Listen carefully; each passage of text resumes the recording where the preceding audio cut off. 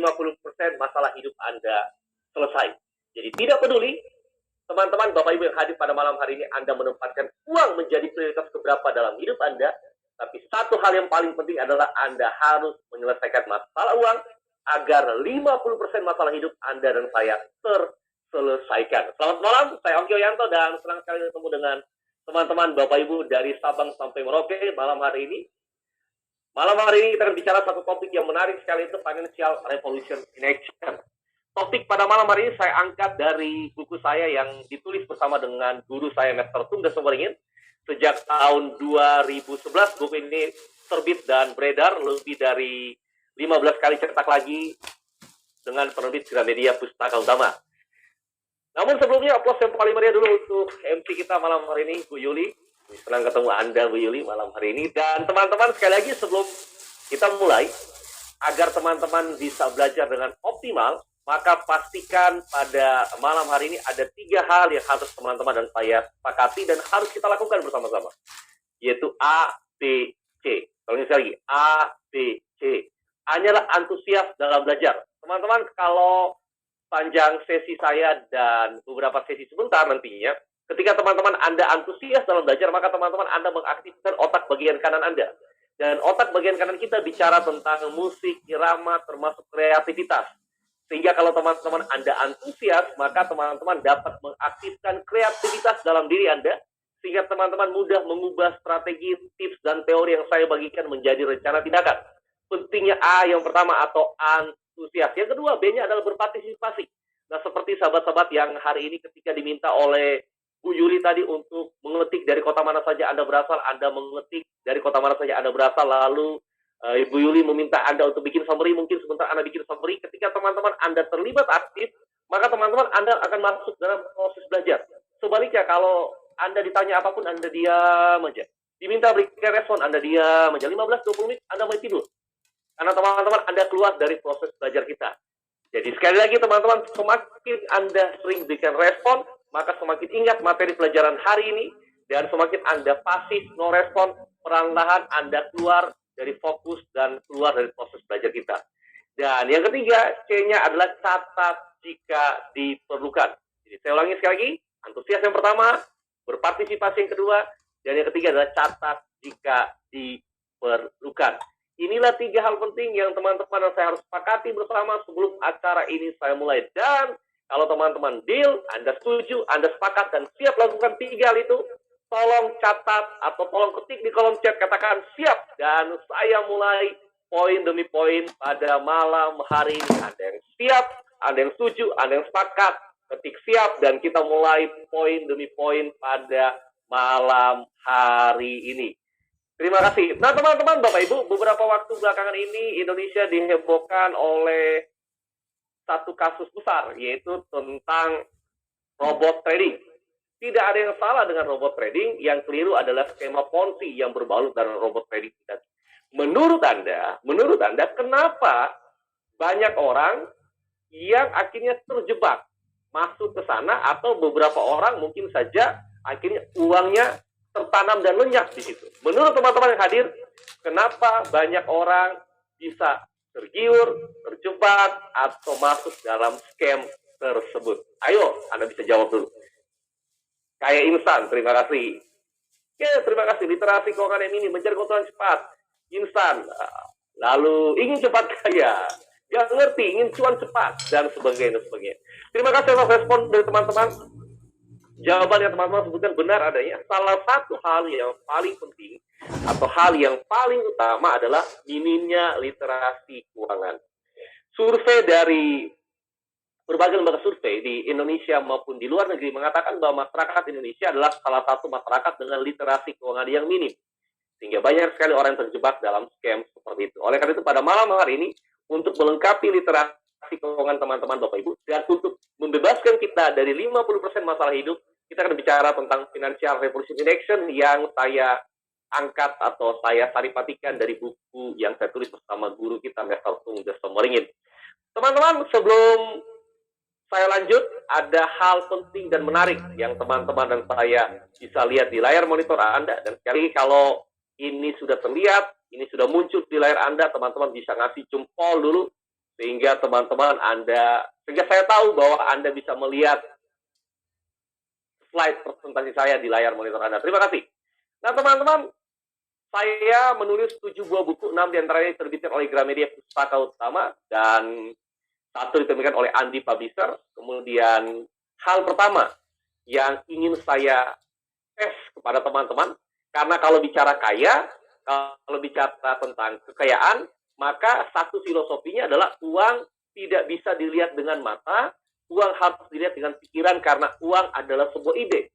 Dan untuk merangsang pikiran Anda, dan untuk merangsang imajinasi Bapak Ibu, maka 2 buah foto ini Anda amati, Anda perhatikan dengan seksama dan jawab.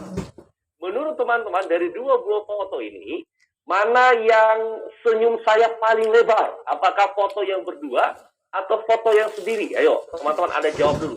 Foto yang berdua atau foto yang sendiri yang menurut teman-teman senyumnya yang paling lebar? Saya berikan waktu 10 detik. Come on.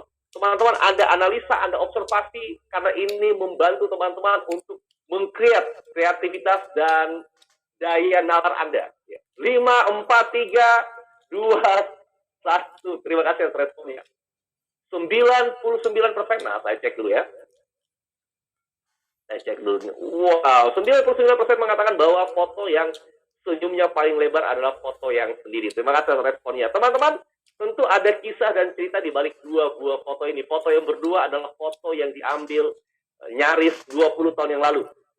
Saya bersama Dr. Ernest Wong di salah satu kegiatan seminar yang dibuat oleh TDW Resources atau Tung Desem Waringin Resources.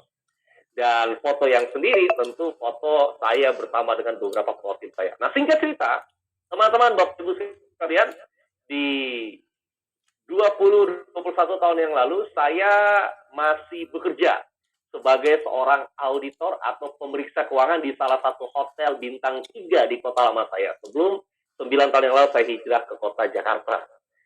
Sebagai seorang yang bekerja di hotel dan posisi saya sebagai auditor atau tepatnya income audit, kerjaan saya adalah melakukan pengecekan atau melakukan audit atau melakukan sidak mendadak atau spot check terhadap pendapatan-pendapatan yang ada di hotel tersebut. Dan salah satu pendapatannya adalah seminar dan pelatihan. Jadi kami punya grand ballroom dan sering disewa untuk kegiatan-kegiatan seminar. Saya sering datang ke sana, kemudian saya coba cek apakah makanan yang mereka pesan, yang 500 packs itu, betul-betul keluarnya 500, atau jangan-jangan pesannya 500 packs, malah yang keluarnya 600. Yang 100 masuk kantong pribadi, contohnya.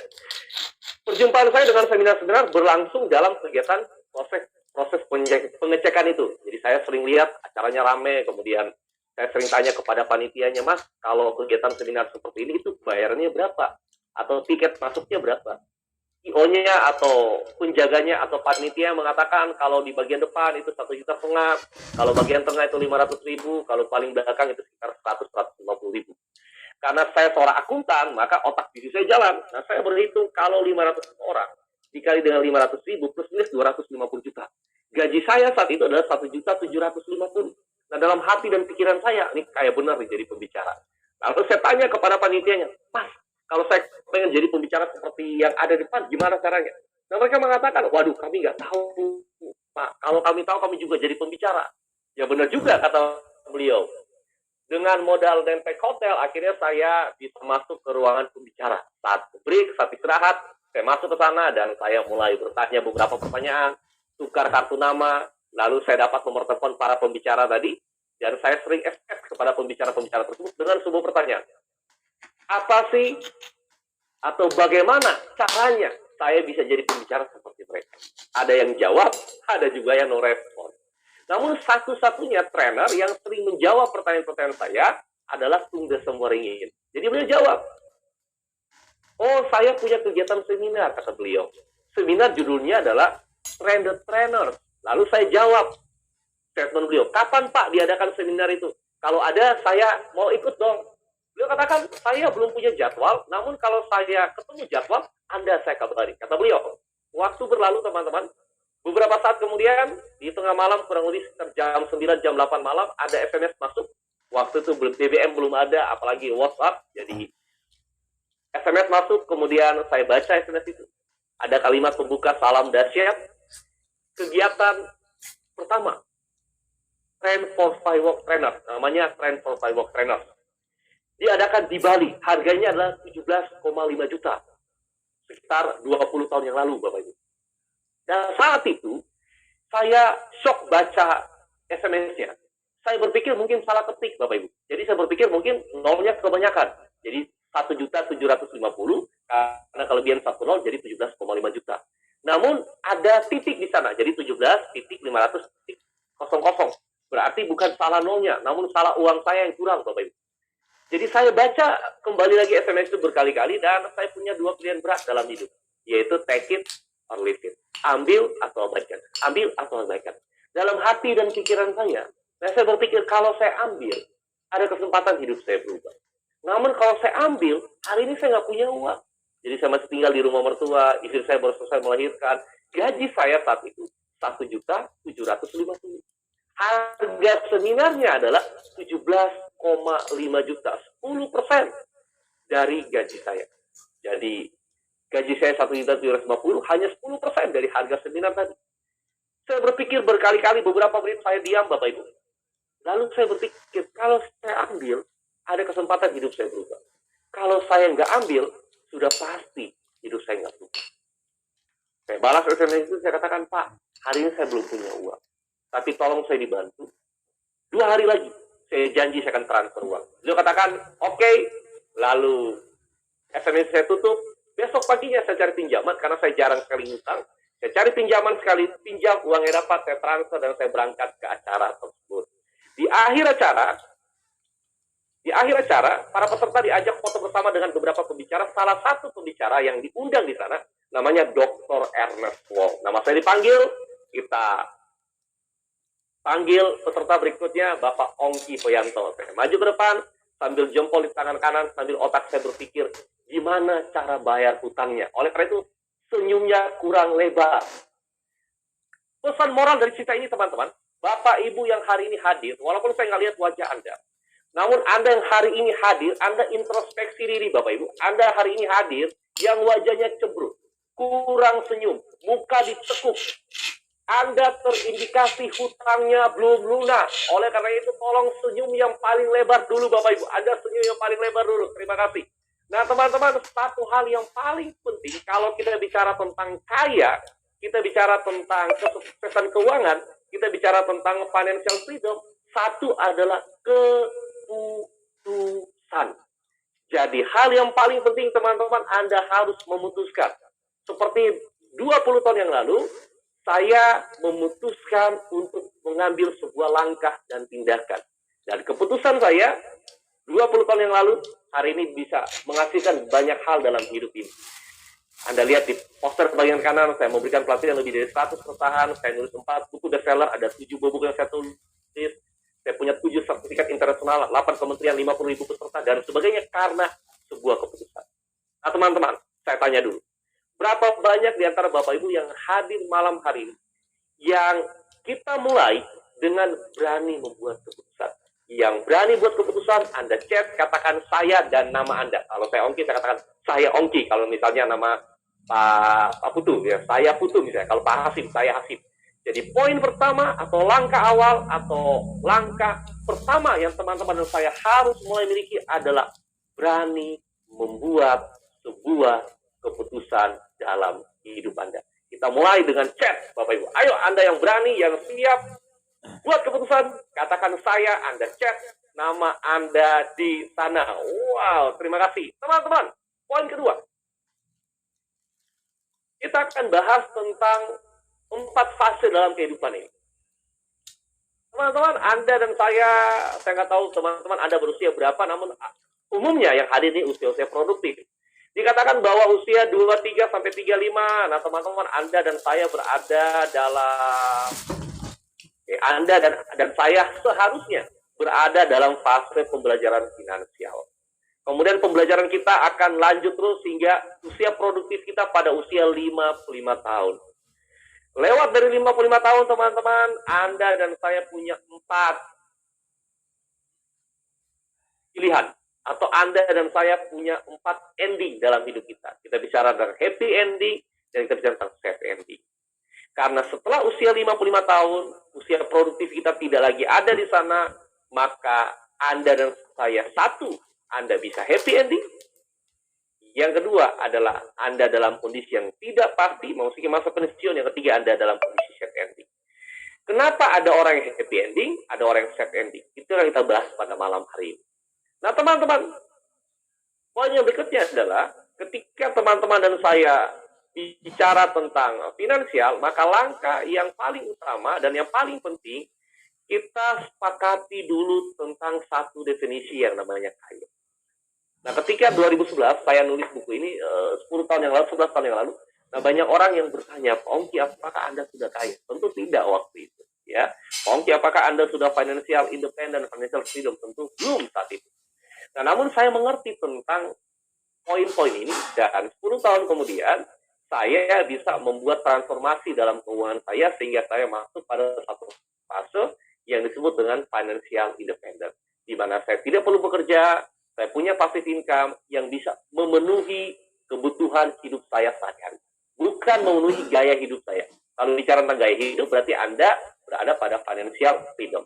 Financial independent adalah Anda punya passive income yang bisa memenuhi gaya hidup Anda. Nah, sebelum masuk ke sana, kita fokus kepada penyamaan persepsi tentang kaya.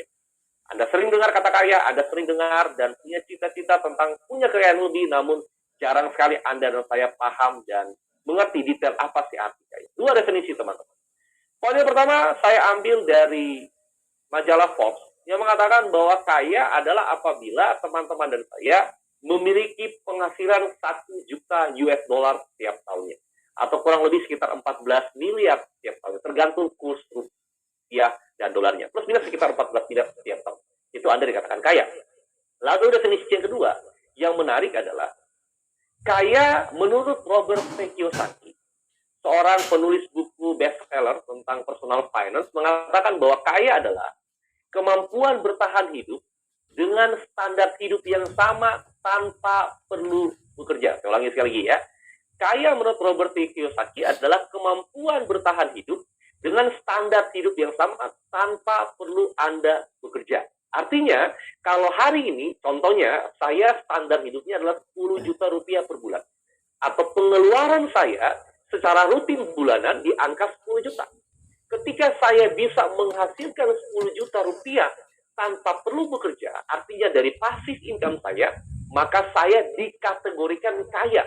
Walaupun saya tidak memiliki penghasilan 1 juta dolar setiap tahunnya. Jadi sekali lagi ada 2 pendekatan, ada 2 definisi, ada 2 paradigma berpikir tentang kaya. Yang pertama definisi dari majalah Forbes, yang kedua adalah definisi dari Robert T. Kiyosaki. Kalau Anda tanya kepada saya, Pak Ongki, apakah Anda kaya? Jawabannya iya. Berdasarkan definisi dari Robert Kiyosaki, saya bisa menghidupi kehidupan saya, menghidupi pengeluaran saya dan keluarga per bulannya tanpa perlu bekerja, datangnya dari passive income saya. Dikatakan kaya. Pertanyaannya adalah bagaimana caranya teman-teman bisa sampai ke level itu? Bagaimana caranya teman-teman Anda bisa masuk kepada level atau satu level di bawah financial freedom, yaitu financial independent. Jadi saya ulangi, financial independent bedanya dengan financial freedom. Financial independent adalah apabila Anda dan saya bisa mencukupi kebutuhan hidup setiap bulan dengan passive income Anda. Kalau financial freedom, Anda bisa mencukupi kebutuhan yang Anda inginkan setiap bulannya dengan passive income Anda. Contoh misalnya, sekali lagi, kalau saya kebutuhan hidupnya per bulan 10 juta, dan saya dapat passive income 10 juta, berarti financial independent. Kalau saya kebutuhan hidup 10 juta, namun saya ingin agar gaya hidup saya 30 juta. Saat ini 10 juta nih, tapi saya kepengen kalau bisa jangan 10 juta deh, terlalu mepet. Saya kepengen 30 juta. Dan passive income saya 30 juta, Anda ada di level financial freedom. Ya, saya doakan teman-teman, Anda tahun ini, tahun depan, dan tahun-tahun yang akan datang, Anda masuk kepada financial independent atau financial freedom. Yuk kita masuk kepada bagaimana caranya. Ya, jadi kita berharap Anda dan saya bisa sama dengan level guru kita, Mr. Tung Desengkeringin. Level financial freedom, bahkan absolute financial freedom. Satu level di atas financial freedom. Yuk, teman-teman, 5 hal ini. Namun teman-teman, Kalau 5 poin ini Anda catat, nah saran saya gini, teman-teman Anda abaikan dan jangan Anda catat. Kenapa Anda jangan catat? Karena kalau Anda catat, walaupun tadi saya ngomong C-nya adalah catat, terindikasi Bapak Ibu, Anda jarang baca. Kok jarang baca? Wong kalau Bapak Ibu Anda ujian, Bapak Ibu ujiannya besok, hari ini baru Anda belajar. Kalau Anda catat materi atau 5 kecerdasan keuangan ini, kapan kita ujiannya? Karena nggak ada ujian, Anda kapan bacanya? Oleh karena itu, jangan sekedar catat dalam catatan Anda, namun catat dalam pikiran Anda. Yuk, caranya gini Bapak Ibu. Agar catatan ini gak hilang, dan Anda bawa kemana-mana, maka Anda ikuti kata-kata plus gerakan saya. Ulangi ya. Ikuti kata-kata plus gerakan saya, dan abaikan buku dan alat tulis Anda, karena kita ingin catat dalam pikiran kita. Ulangi. Catat dalam pikiran Anda, sehingga kemanapun Bapak Ibu Anda bawa, Anda berada, Anda membawa catatan itu tentang kecerdasan keuangan yang saya tulis dengan Master Tung dalam buku ini. Yuk, kalau angkat tangan kanan dulu. Yuk, come on. Siap. Come on. Teman-teman, Anda angkat tangan kanan dulu. Yuk, angkat tangan kanan dulu. Angkat tangan kanan dulu. Angkat tangan kanan dulu. Angkat tangan kanan dulu. Terima kasih. Angkat tangan kanan dulu. Ikuti kata-kata saya plus gerakan saya. Walaupun saya nggak lihat wajah Anda, saya tidak mendengar suara Anda, namun dari chat Bapak Ibu saya bisa membaca respon. Yuk, kalau angkat tangan kanan dulu. Terima kasih. Ikuti kata-kata plus gerakan saya. Ada 5 kecerdasan keuangan.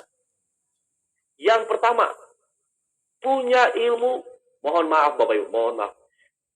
Anda nepoknya harus serius. Contoh Bapak Ibu, kalau Anda ingat dulu zaman jadul Bapak Ibu, zaman TV tabung Bapak Ibu, kalau TV saya Bapak Ibu agak mulai kesek-kesek, agak mulai goyang-goyang, biasa saya tepok Bapak Ibu, pok, pok, pok, pok, pok. TV-nya jadi benar lagi Bapak Ibu. Mohon maaf, terkadang Bapak Ibu, nggak semua tentunya, terkadang Bapak Ibu kan otaknya jarang dipakai nih Bapak Ibu. Jadi kita tepok kuat Bapak Ibu, agar bisa segar lagi. Ayo Bapak Ibu, angkat tangan kanan dulu, tolong angkat tangan kanan dulu. Ikuti kata-kata plus gerakan saya. Ada 5 kecerdasan keuangan. Yang pertama, punya ilmu mencari uang. Yang kedua, punya ilmu melindungi uang. Yang ketiga, punya ilmu melipat gandakan uang. Yang keempat, punya ilmu daya ungkit. Nah, biasanya bapak-bapak ingatnya tempat doang Bapak Ibu, daya ungkit Bapak Ibu. Yang keempat, sekali lagi, punya ilmu gunakan daya ungkit. Yang kelima, punya ilmu cari informasi.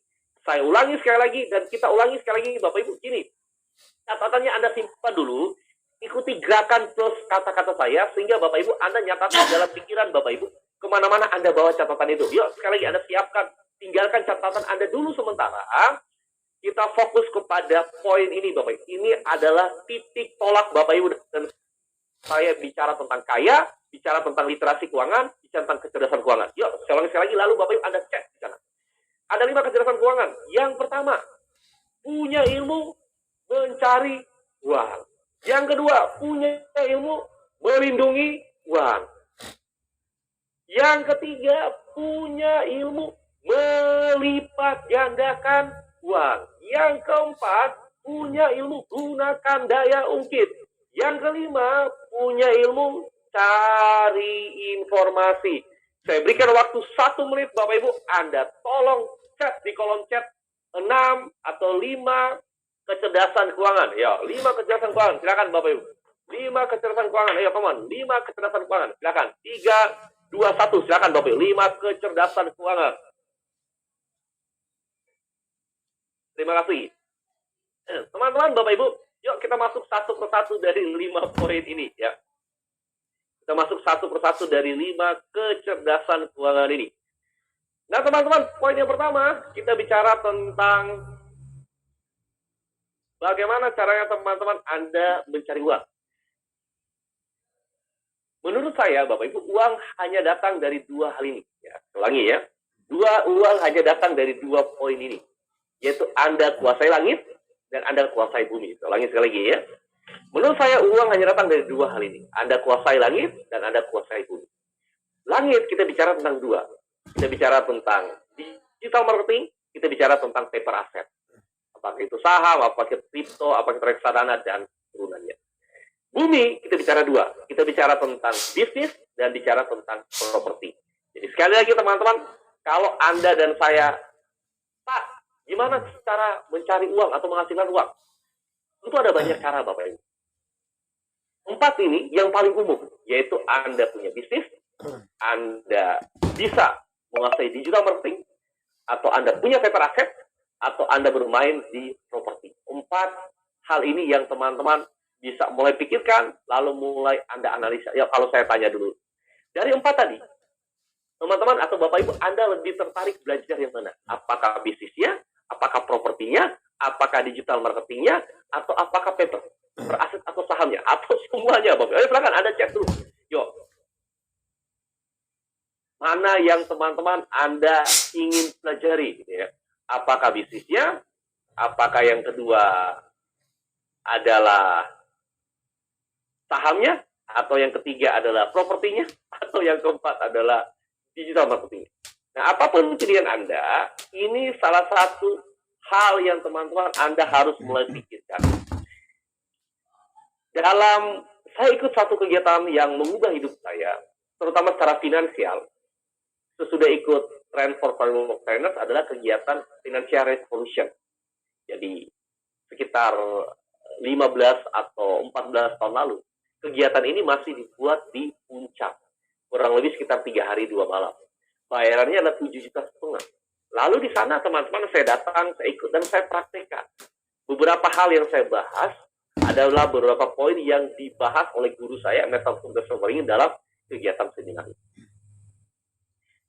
Di sana saya kenal satu istilah yang disebut dengan faktor kali, kemudian nilai tambah faktor kali. Kemudian di sana saya kenal dengan beberapa istilah yang sebentar kita akan bahas bersama-sama. Nah, teman-teman, kita masuk kepada, terima kasih atas responnya. Teman-teman, kita masuk kepada poin yang paling penting, yaitu teman-teman dan saya ketika bicara apapun pilihan Anda dari 4 hal itu, apakah bisnis, digital marketing, kemudian kita bicara tentang saham, properti, dan sebagainya, salah satu tujuannya adalah Anda dan saya berbesar pemasukan. Lalu, ketika pemasukan Anda besar, maka yang terjadi adalah Anda dan saya mulai memahami yang namanya adalah cash flow. Sebentar saya masuk ke sana, teman-teman. Yuk, kita... Nah, ini beberapa konsep.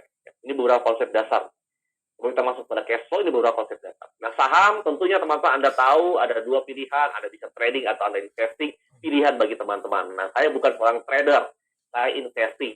Jadi ada beberapa saham yang saya reguler beli secara rutin.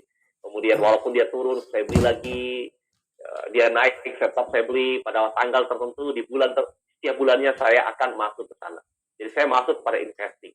Investing tentunya saya berharap dapat dividen, dapat pembagian hasil apabila perusahaan itu untung di setiap akhir tahunnya, ya. Sambil berharap adanya capital gain, kenaikan harga saham. Jadi Anda bisa memilih apakah Anda trading, tentu masing-masing punya ilmu yang berbeda. Lalu teman-teman, yang berikutnya kita bicara tentang digital marketing. Nah, salah satunya adalah membuat konten. Dalam beberapa bahasan, teman-teman, orang mengatakan bahwa konten is the new currency. Konten adalah mata uang baru. Nah, saya sampaikan gambaran umum tentang hal ini dan teman-teman Anda bisa praktekkan, gitu ya. Jadi, di era digital saat ini, kita mengenal istilah atau salah satu terminologi yang keren adalah konten is the new currency. Jadi, konten ini mata uang baru. Ketika Anda bisa memproduksi konten, maka Anda bisa menghasilkan uang di sana. Ya, saya tidak mengatakan Anda harus menjadi konten kreator, no. Tetapi di era digital, teman-teman dan saya mau tidak mau, Anda punya 2 pilihan. Apakah Anda menjadi produsen atau Anda menjadi konsumen? Mayoritas dari Bapak Ibu kan kita menjadi konsumen. Konsumen dari konten-konten yang diproduksi oleh orang lain. Nah, namun kalau Anda geser sedikit, Anda shifting, Anda mengubah dari perilaku konsumen menjadi perilaku produsen, maka teman-teman sebetulnya di era digital saat ini Anda diberikan kemudahan karena media itu dalam genggaman Bapak Ibu. Nah, kalau di era-era terdahulu media itu dalam genggaman konglomerat di mana Anda aksesnya susah masuk ke sana. Nah, saya diundang beberapa kali di Metro TV, kan tidak semua orang dapat undangan itu. Nah, saya diundang bedah buku di radio, kemudian saya beberapa kali minta talk show radio, kan tidak semua orang dapat privilege untuk masuk ke sana. Tapi Anda punya smartphone, saya kan semua punya smartphone, Bapak Ibu, Anda punya kesempatan untuk menjadi produsen di sana. Gimana caranya? Nah, caranya seperti ini, Bapak Ibu. Inti dari sebuah konten adalah artikel. Nah, teman-teman Anda perhatikan ya, ini rumusan yang paling sederhana yang saya lakukan ini bertahun-tahun dan saya bisa melakukan penetrasi pasar terhadap produk saya. Produk saya adalah jasa training, pelatihan, seminar, dan sebagainya. Nah, artikel yang teman-teman buat, Anda posting ke website Anda. Nah, kalau bicara tentang website, gambaran umumnya, nah teman-teman saya belajar ini dari salah satu sahabat saya, Marcelino Cambe, nanti Anda kalau punya kesempatan belajar dari beliau. Nah, teman-teman, website ini kan cuma ada 3, Bapak Ibu. Kita bicara tentang domain, kita bicara tentang nama website Anda, kemudian bicara tentang hosting, kemudian kita bicara tentang web developer. Di dunia digital, wajib hukumnya Anda punya website. Nah, berapa cost totali dari 3 ini? Kurang lebih sekitar 3 jutaan. Hosting Anda harus perpanjang setiap tahun, domain perpanjang setiap tahun, web developer Anda sekali beli. Lalu artikel yang Anda buat, Anda posting di website, alhasil adalah SEO bekerja atau Search Engine Optimization, dan Anda akan berada di halaman utama mesin pencari dengan kata kunci tertentu. Halaman utama itu halaman 1 sampai halaman 3. Akibat Anda berada di halaman utama, maka yang terjadi adalah Anda menimbulkan yang namanya traffic.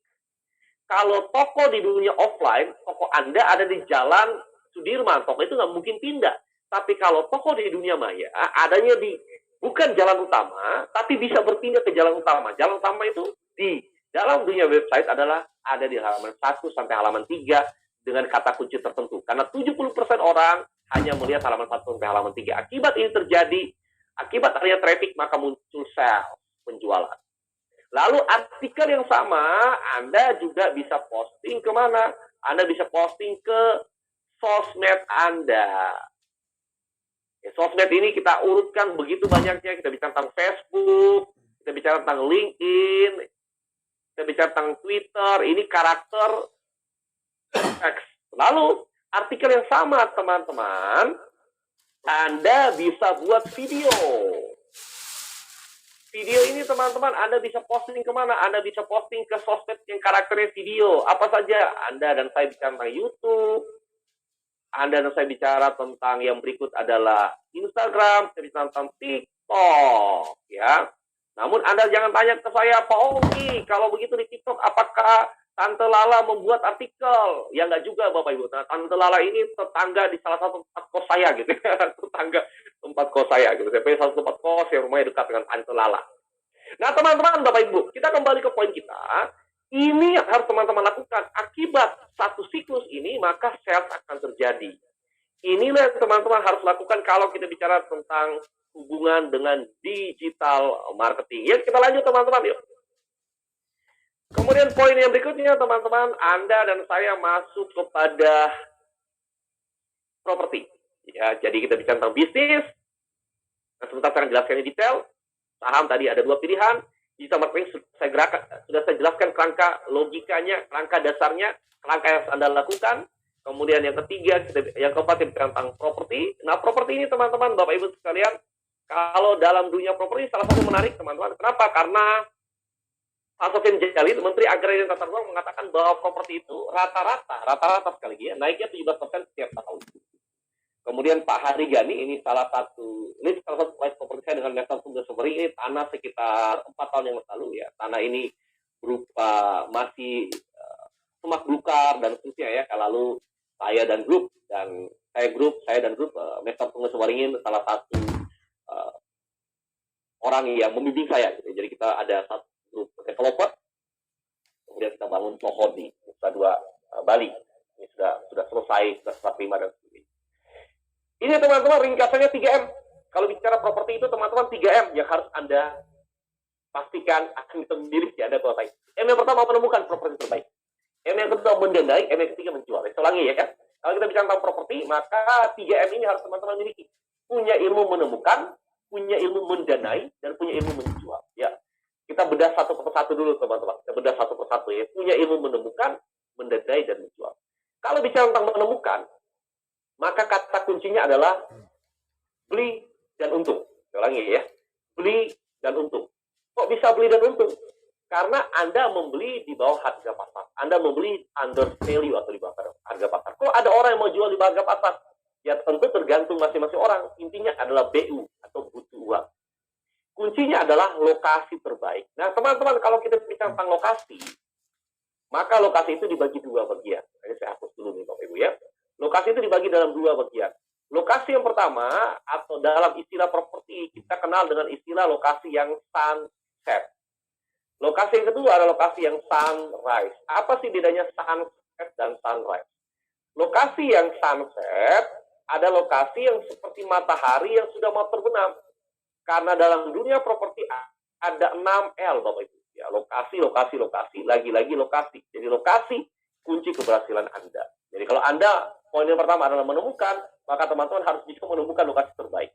Lokasi terbaik adalah lokasi yang kita kategorikan dalam dua nih lokasi. Sunrise atau sunset. Nah, saya mulai dengan sunset dulu, teman-teman. Sunset ini adalah lokasi yang seperti matahari yang mau terbenam. Jadi harganya itu sudah berada pada peak. Jadi kalau pada puncak harga, grafiknya sudah berada pada puncak, dan dia sideways atau dia mulai pada decline atau turun. Ya. Sementara lokasi sunrise ini seperti matahari yang baru terbit, dia akan mulai naik, Bapak Ibu. Mungkin ufuknya atau tengah harinya masih di sini, teman-teman. Dia masih punya jangkauan yang panjang untuk naik. Pertanyaannya adalah, apa indikator? Ada 3 indikator, teman-teman. Yang pertama adalah infrastruktur. Jadi infrastruktur yang dikembangkan baik di satu kawasan adalah pemicu harga naik, kenaikan harga properti. Yang kedua, teman-teman Bapak Ibu, selain infrastruktur, poin yang kedua yang teman-teman saya mulai perhatikan ketika bicara tentang lokasi yang sunrise adalah jumlah penduduk. Ini tidak lepas dari supply dan demand. Ketika orang yang mau masuk ke dalam lokasi tersebut lebih banyak, berarti demand-nya banyak dan supply-nya terbatas, maka terjadi lonjakan harga. Nah, seperti beberapa tahun yang lalu di daerah Gading Serpong, begitu banyak orang kepengen masuk sebelum dikembangkan lebih masif, sehingga harganya terkerek naik jumlah penduduk. Yang ketiga adalah ekonomi yang berputar atau perputaran uang yang kencang. Jadi teman-teman, Anda cari satu lokasi, perhatikan infrastrukturnya, perhatikan jumlah penduduknya, dan lihat apakah ada pusat ekonomi yang menjadi penggerak di sekitar lokasi Anda beli.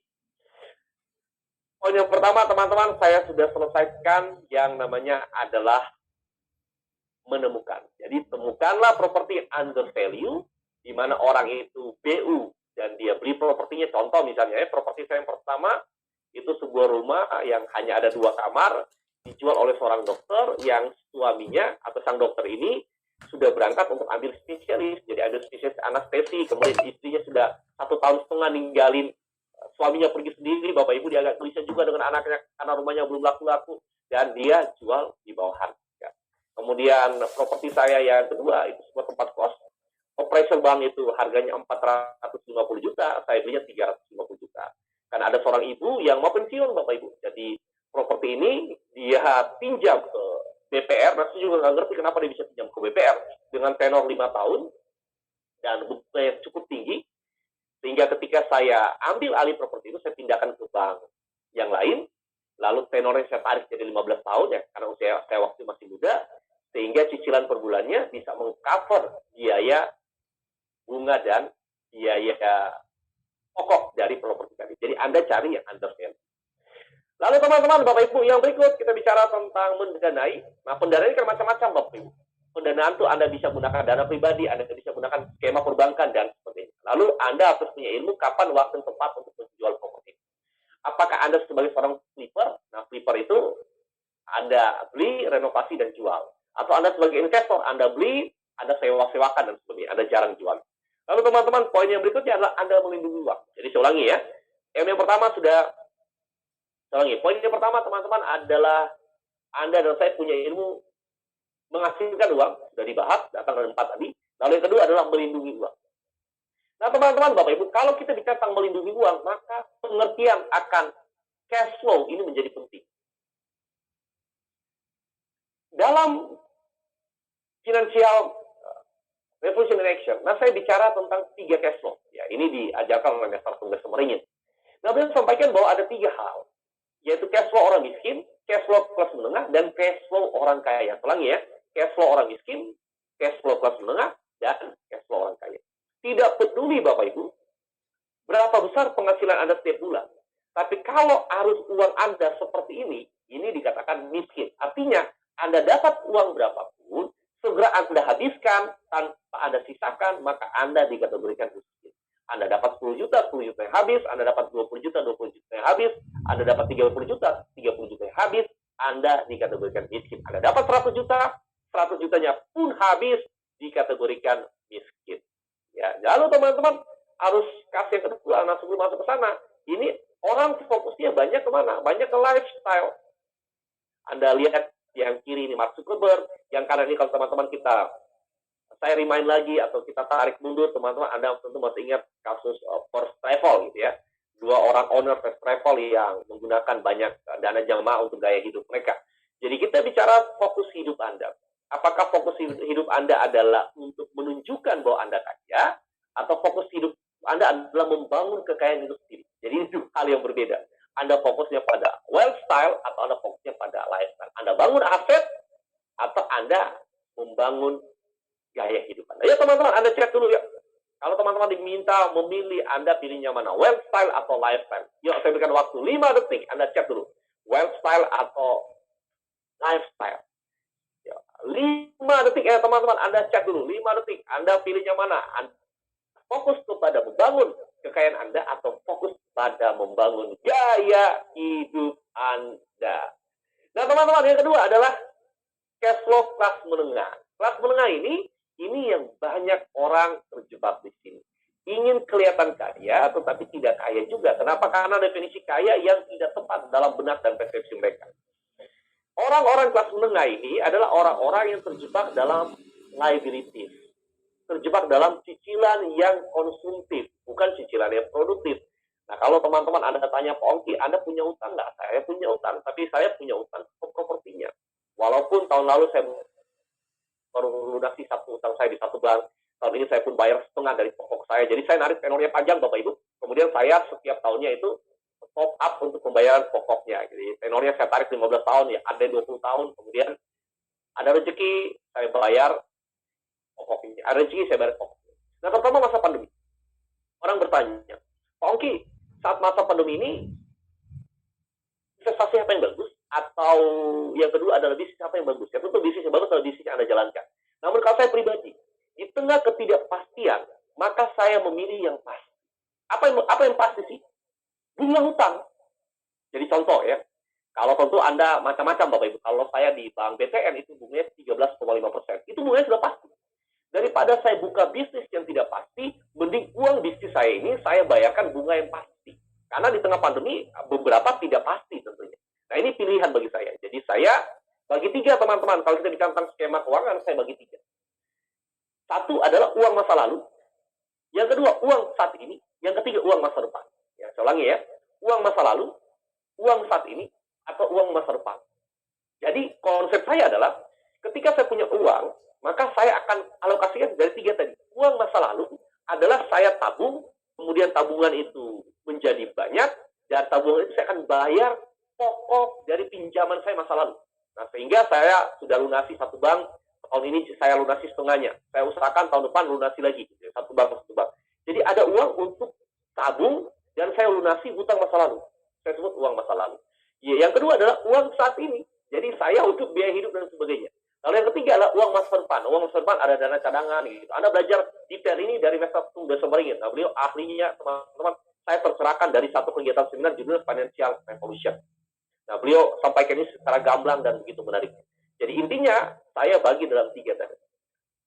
Masa lalu, kalau Anda punya utang, Bapak Ibu, Anda jangan berpikir bahwa utang itu nggak harus dibayar. Satu-satunya bunga yang walaupun Anda nyiram pakai air aki nggak mati, bunga bank, Bapak Ibu. Anda nyiram pakai air aki nggak mati-mati dong. Oleh karena itu Anda harus punya dana sisihkan untuk bayar pokoknya. Lalu yang kedua adalah kehidupan saat ini, uang saat ini, dan ketiga adalah uang masa depan. Uang masa depan macam-macam, Bapak Ibu. Anda harus ada dana cadangan, kemudian Anda mungkin investasi, silakan. Anda pilihan yang macam-macam, Bapak. Ingat, investasi yang aman dan nyaman. Lalu teman-teman, Bapak Ibu, kita kembali ke sini. Kelas menengah adalah skemanya apabila mereka dapat uang, lalu uang itu masuk kepada pengeluaran bulanan dan fokus kepada gaya hidup. Nah, teman-teman, ada satu buku yang saya rekomendasikan untuk Bapak Ibu Anda baca. Judulnya adalah Millionaire Next Door. Ditulis oleh Stanley Thomas PhD. Ini salah satu buku yang begitu menarik. Selain tentunya teman-teman Anda cari buku Financial Revolution dari Tung dan Somaringin. Lalu Anda cari yang kedua adalah Millionaire Next Door, karya Stanley Thomas PhD. Nah, Stanley Thomas adalah satu-satunya dokter PhD yang melakukan research lebih dari 20 tahun tentang orang-orang kaya di Amerika. Sehingga dia menulis buku yang saya terjemahkan dalam bahasa bebas, Milioner Tetangga Saya. Jadi orang-orang kaya di Amerika itu buang jauh-jauh dalam paradigma sinetron Bapak Ibu. Paradigma Crazy Rich yang pernah Anda nonton Bapak Ibu. Buang paradigma sultan yang Anda lihat yang hari ini menggelegar di mana-mana. Orang-orang kaya di Amerika, 67%, zaman research itu dibuat, masih menggunting kupon diskon yang ada di koran. Mereka memilih untuk mengganti sol sepatu dibandingkan membeli sepatu baru. Mereka memilih untuk mengganti furniture mereka atau mengecat kembali atau mengganti tempat duduk dan sebagainya daripada membeli yang baru. Mereka sama dengan orang kebanyakan, tapi satu yang mereka lakukan adalah mereka tidak fokus kepada yang disebut dengan lifestyle, namun mereka masuk kepada poin yang berikut ini, yaitu teman-teman, orang-orang kaya yang ada di buku tersebut. Nah, ini teman-teman, semua masuk ke sana ya. Ini yang jadi fenomena saat ini kan.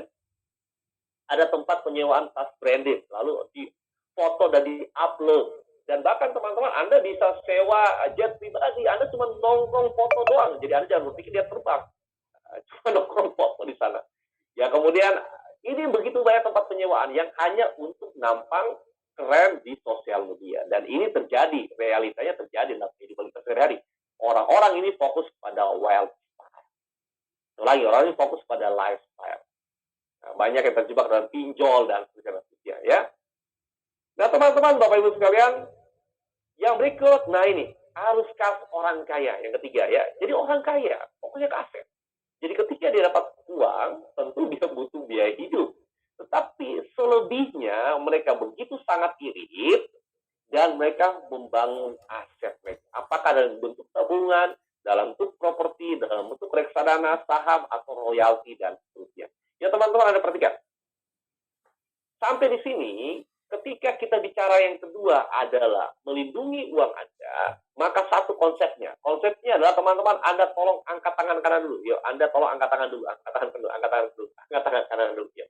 Anda ikuti kata-kata saya.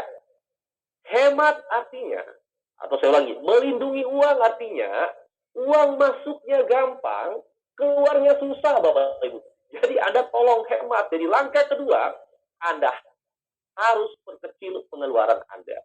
Caranya gimana? Hemat Bapak Ibu. Hemat. Nah contoh misalnya ya, saya tuh orang yang paling jarang jahit jas Bapak Ibu.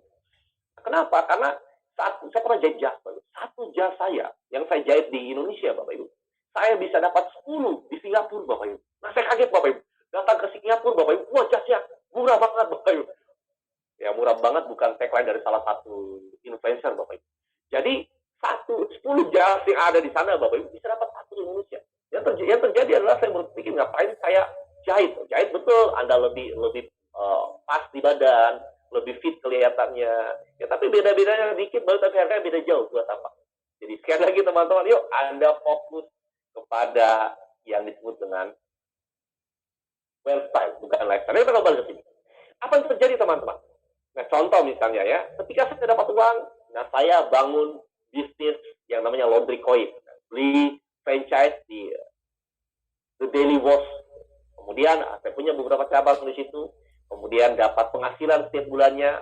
Penghasilan itu tidak membuat kehidupan saya berubah.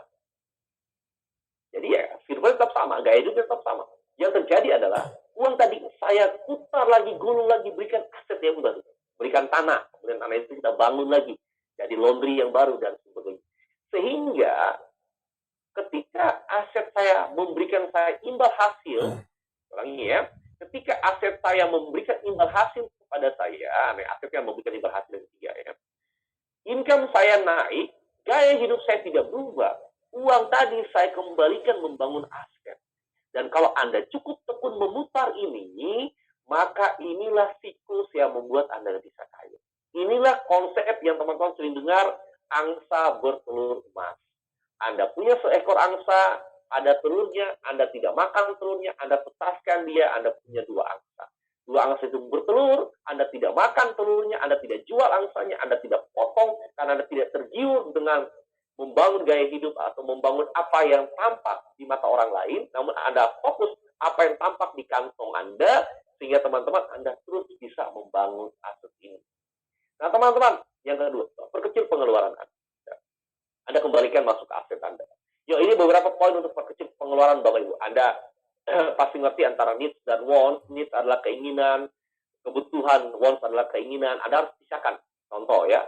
Nah ini pelajaran paling penting yang diajarkan oleh Mr. Tunggal Semerina, saya ingat seumur hidup. Saya ajarkan kepada Bapak Ibu. Yuk, saya tanya dulu teman-teman, Anda jawab.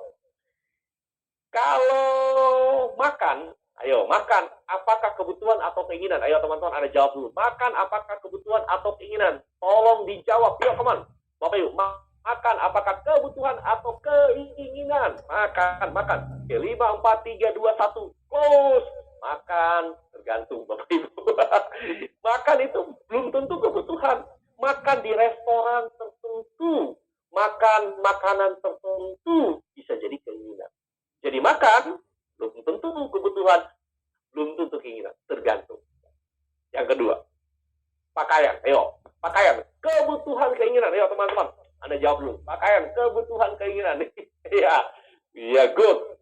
Terima kasih, nah, teman-teman, Anda sudah mulai jenius. Tergantung. Pakaian merek tertentu bisa jadi keinginan. Oke. Tapi pakaian untuk fungsi bisa jadi kebutuhan.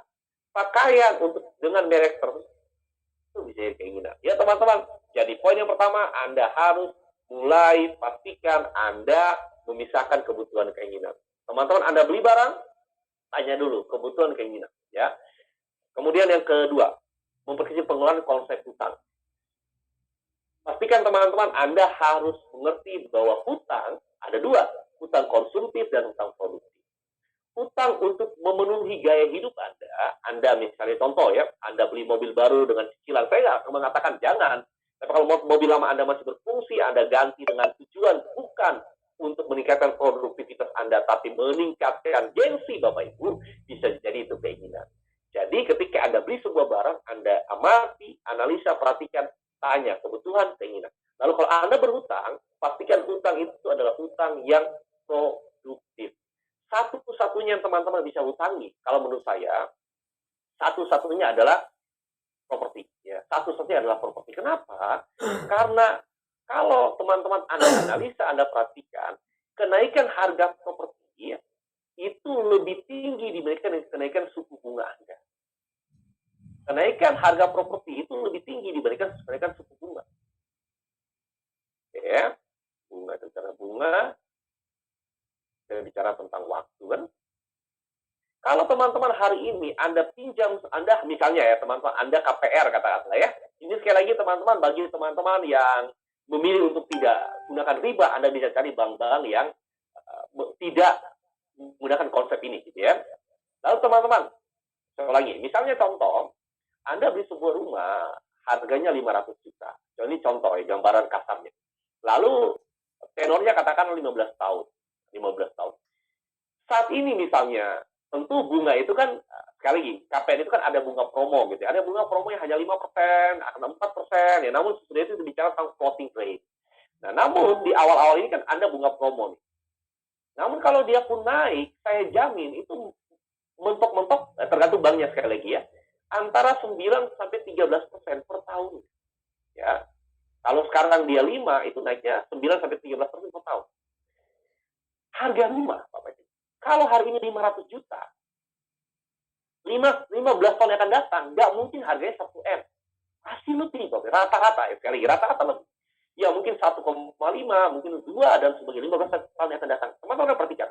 Dari 500 ke angka ini, yang kita katakan 1,5 sampai 2M misalnya ya, kalau statement Pak Sofyan Jalil tadi, 17% per tahun, nah maka Anda bisa hitung sendiri, kali 15 tahun. Artinya teman-teman, kenaikan harga rumah itu jauh melampaui kenaikan suku bunga Anda.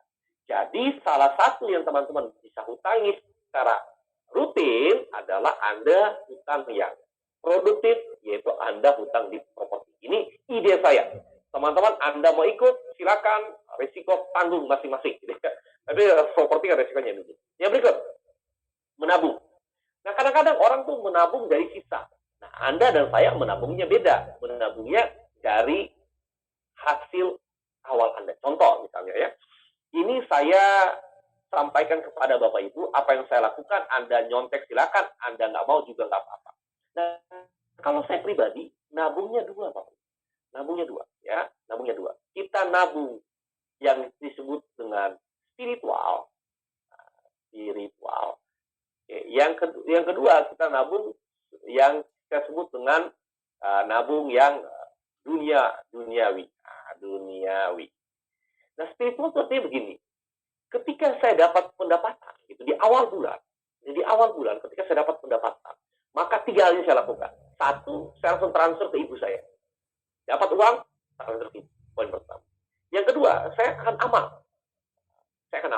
Lalu yang ketiga, teman-teman, saya transfer ke tempat di mana saya merasa bahwa spiritual saya berkembang.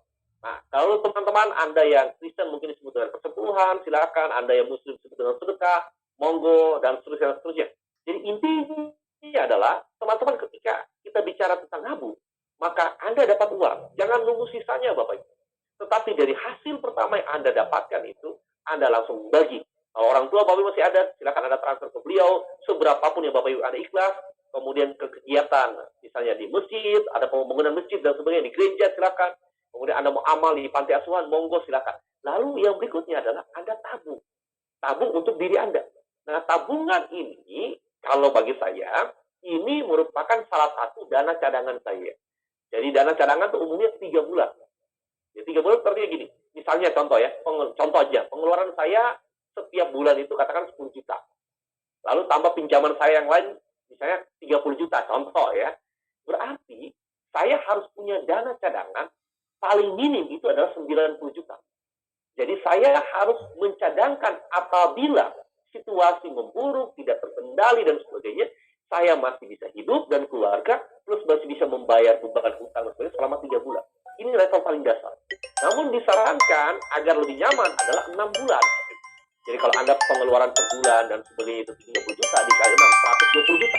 Harus ada uang di sana yang Anda nggak bisa ngapa-ngapain uang. Ini bukan investasi, Pak. Investasi lain lagi. Ini bicara tentang dana cadangan. Ya, jadi itu Anda tabung, kumpulin itu, Pak. Sambil saya juga nabung untuk yang saya katakan tadi, dana masa depan. Jadi dana masa lalu, hutang masa lalu. Jadi saya nabung di akun yang berbeda.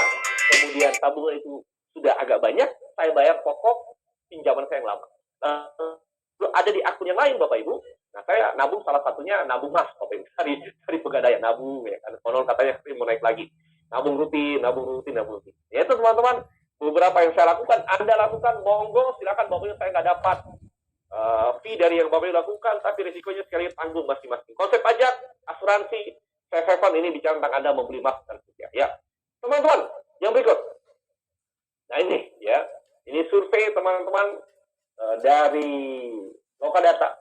Ini agak-agak miris, Bapak Ibu. Jadi mayoritas masyarakat Indonesia tabungannya hanya bisa membuat dia bertahan hidup selama 1 minggu. Nah, saya harapkan ya teman-teman Anda tingkatkan daya tahan Anda gitu. Jangan seminggu lah, 3 bulan, kalau bisa 6 bulan, kalau bisa 1 tahun. Nah, lalu yang berikutnya melipat gandakan uang Anda. Saya sudah bahas yang pertama adalah mencari uang, yang kedua sudah bicara tentang melindungi, yang ketiga sudah bicara tentang melipat gandakan. Nah, teman-teman, ini dibahas gamblang dan menarik oleh Sunda Sembaringin. Nah, ketika beliau bicara tentang 2 sektor ini, punya nilai tambah, punya faktor kali. Jadi kalau teman-teman, Bapak Ibu, Anda ingin membangun sebuah bisnis, maka teman-teman pastikan bahwa Anda punya nilai tambah dan Anda punya faktor kali. Contoh misalnya ya. Saya punya bisnis training public speaking, ya, misalnya training public speaking. Apa nilai tambah saya dibandingkan public speaking yang lain? Oh, saya nilai tambahnya 1. Sesudah selesai kelas, saya nambah 2 kelas mentoring secara gratis. Itu nilai tambah. Apa lagi nilai tambahnya? Oh, saya berikan 24 CD e-learning secara gratis yang nilai 500.000 contohnya. Jadi saya selalu membuat nilai tambah. Nah, termasuk teman-teman kalau Anda bikin bisnis apapun, ya Anda pikirkan apa nilai tambah Anda. sebetulnya untuk setting satu bisnis itu minimal 3. Ya, minimal 3 ketika kita bicara tentang strategi. Yang pertama kita bicara tentang cost leadership. Cost leadership ini ada bisa jadi nilai tambah. Jadi kalau kita bicara tentang competitive advantage atau nilai tambah, maka 3 hal ini teman-teman perhatikan. Yang pertama bicara tentang cost leadership. Cost leadership ini bicara tentang Anda masuk ke pasar dengan memainkan harga. Contoh misalnya ya, saya buka bisnis ayam geprek gitu ya. Nah, kalau misalnya yang lain jual 30.000, saya jualnya 5.000. Nah, si ambil sendiri gratis es, masa nggak laku sih Bapak Ibu. Jadi kita masuk ke pasar dengan harga yang murah. Nah, pertanyaannya adalah harga murah apakah pasti untung? Kalau ada cross sellingnya untung. Tapi kalau Anda nggak ada cross sellingnya juga buntung Bapak Ibu. Namun harga murah ini kan hanya untuk harga masuk ke penetrasi pasar awal. Jadi itu harganya kita naikkan lagi. Atau itu. Lalu yang kedua, kalau kita bicara tentang strategi cost leadership yang pertama, yang kedua adalah diferensiasi atau perbedaannya. Contoh misalnya ya, air mineral, ketika air mineral masuk dengan strategi diferensiasi. Air, terus banyak mineral. Yang ketiga adalah strategi fokus. Nah, strategi fokus ini bicara tentang teman-teman Anda mau ambil pasar yang mana. Nah, ini tiga poin untuk membangun nilai tambah Bapak. Apakah harga itu tidak saja paling murah, harga paling mahal, Louis Vuitton dan sebagainya, masuk ke kelas yang atas harga paling murah. Lalu teman-teman Bapak Ibu yang berikut adalah faktor kali. Ya, faktor kali ini adalah teman-teman Anda mulai mengalihkan. Mengalihkan seperti begini. Kalau Anda di network marketing atau di multi-level marketing, Anda mulai membangun downline yang banyak. Kalau Anda punya bisnis, Anda mulai berpikir membuka cabang kedua, membuka cabang ketiga, membuka cabang keempat, dan seterusnya. Ya. Ini contoh salah satu bisnis saya. Nah ini teman-teman kalau Anda punya kesempatan, menurut saya salah satu yang menarik adalah bisnis yang tahan resesi saat ini adalah laundry. Nah Anda bisa hubungi tim dari The Daily Watch, ini punya dari Mr. Tung dan Sebaringin, kemudian teman-teman Anda bisa tanya-tanya panjang lebar lah tentang bisnis ini. Ini menarik sekali Bang, saya punya beberapa cabang. Nah, kemudian yang keempat adalah daya ungkit. Teman-teman, Anda bisa menggunakan daya ungkit. Nah, daya ungkit itu macam-macam, Bapak Ibu. Kuncinya di sini, Bapak Ibu. Alright, ini menulis satu buku yang menarik kan. Judulnya adalah Horse Sense. Kuncinya begini. Nah, sebelum saya bahas buku ini ya, teman-teman Anda jawab dulu. Kalau berapa banyak di antara Bapak Ibu yang gemar nonton motor GP? Ayo, teman-teman, Anda cek dulu, katakan saya. Gemar nonton motor GP ya, motor GP ya, kita berbangga karena mungkin apa tahun ini pastinya kan Indonesia di Mandalika kan motor GP. Nah pertanyaan saya kedua, bagi Anda yang penggemar atau yang bukan penggemar is okay. Nah namun selain motor GP ya, Formula E juga boleh, Formula One juga silakan. Intinya begini, kalau teman-teman ditanya, Bapak Ibu mana yang lebih dulu harus Anda lakukan?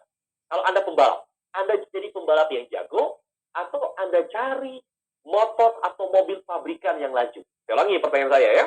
Kalau teman-teman jadi pembalap, mana yang terdahulu Anda lakukan? Anda cari motor yang laju, mobil yang laju, atau Anda jadi pembalap yang jago? Waktu Anda 5 detik, tolong Anda jawab dulu. 5, 4, 3, 2, 1, close the door. Wah. Terima kasih. Teman-teman, Anda dan saya ketika ingin sukses, maka hal yang paling utama adalah pastikan Anda menjadi pembalap yang jago. Karena kalau Anda jadi pembalap yang jago, maka motor pabrikan yang lain akan berebut minta Anda menjadi. Contoh misalnya, Valentino Rossi, 9 kali juara dunia. Di akhir karir dia, itu jarang sekali dan hampir tidak pernah ada satu motor pabrikan Yamaha, Honda, dan seterusnya yang tetap menggunakan jasa dia. Dia ditendang, dilempar, masuk ke dalam tim buram karena satu, performance-nya mulai menurun. Artinya begitu. Ketika teman-teman Anda ingin sukses, maka hal yang paling penting Anda pastikan diri Anda menjadi jago. Lalu yang kedua, Bapak Ibu, Anda harus punya partner yang lebih jago dari Anda. Artinya ketika Anda jadi pembalap yang jago, maka Anda harus menunggangi kuda atau mobil atau motor yang laju. Pertama kali datang ke Jakarta, Bapak Ibu sekalian, saya tidak punya kenalan di Jakarta ini. Saya nggak punya saudara di Jakarta ini. Nah, namun satu-satunya orang yang menginspirasi, mendorong dan memaksa saya ke Jakarta National Super ini. Nah, saya yakin Bapak Ibu, saya pembalap yang jago. Lalu ada motor pabrikan yang laju. Nah, ketika pembalap yang jago ini berpartner dengan motor pabrikan yang laju tadi, maka kecepatan dan akselerasi akan meningkat. Jadi poinnya adalah Bapak Ibu, dalam bidang apapun, pastikan Anda jago. Ketika Anda jago, maka akan banyak investor yang masuk ke dalam bisnis Anda. Ketika Anda jago, maka banyak orang yang datang menawarkan kerjasama dengan Anda. Ketika Anda jago, maka begitu banyak pintu-pintu yang terbuka, apakah untuk kerjasama, pendanaan, dan seterusnya. Namun Anda harus jago. Itu poinnya. Lalu teman-teman, Bapak Ibu, itu disebut dengan daya ungkit atau leveraging. Lalu yang terakhir, teman-teman, kita bicara tentang mencari informasi. Salah satunya adalah dengan terus belajar.